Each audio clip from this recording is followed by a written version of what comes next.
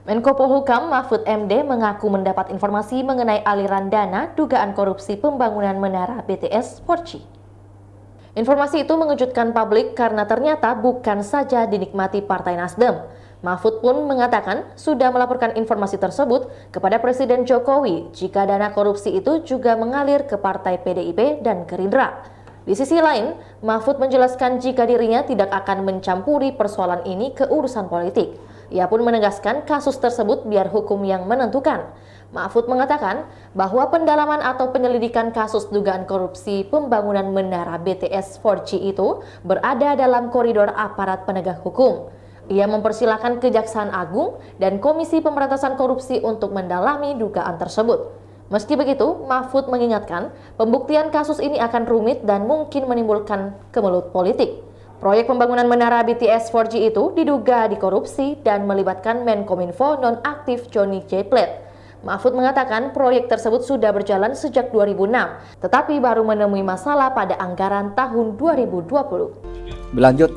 Mohon izin konfirmasi Pak Menko, ini ada info beredar bahwasanya aliran dana dugaan korupsi BTS 4G ini mengalir ke 3 partai.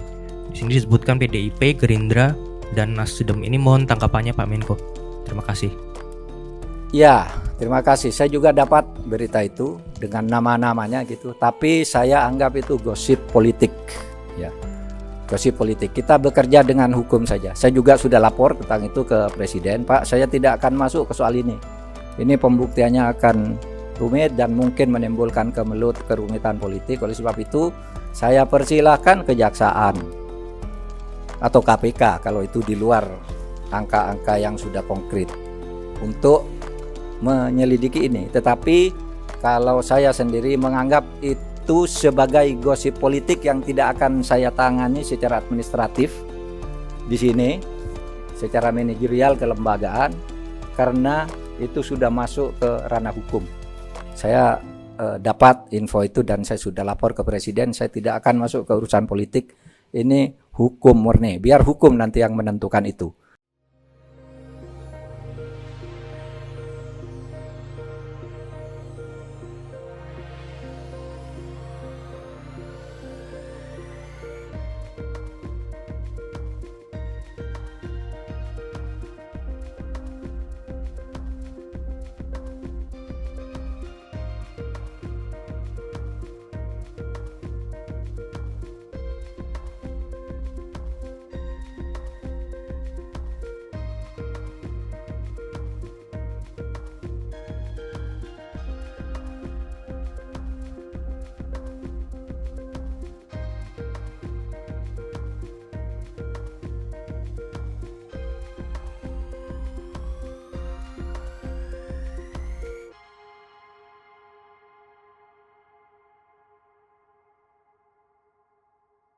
Itulah tadi berita hot news kita pada hari ini. Saksikan berita hot news lainnya hanya di kanal YouTube dan Facebook Tribun Timur.